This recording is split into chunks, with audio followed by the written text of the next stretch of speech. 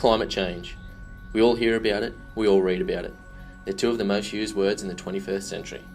But in 2015, what are the facts? This is climate change, the real deal. The Australian Government Department of the Environment details in one of its most recent reports that greenhouse gas emissions have markedly increased as a result of human activities. Human influence has been detected in a range of climatal factors. It is extremely likely that human influence has been the dominant cause of the observed warming since the mid-20th century. Continued emissions of greenhouse gases will cause further warming and changes in all components of the climate system.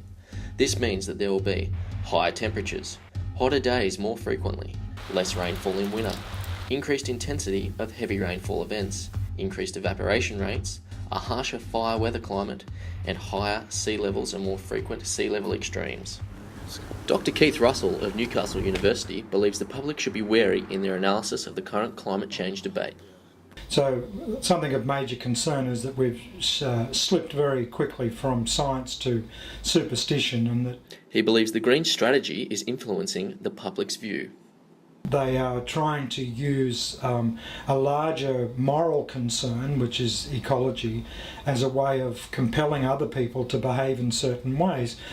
The spinning part of it is that they're trying to frighten people, and they're trying to make us responsible for everything, from snails to whales.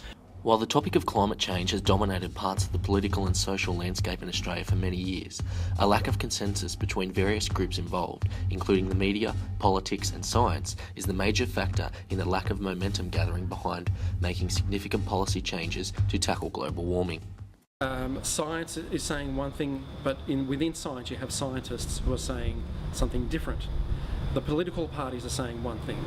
Mining companies are saying one thing. Everyone has their own vested interest, but until you get the most polluting nations, and most of them are in developing countries, to come on board, it's going to be very, very difficult to get a solution to global warming.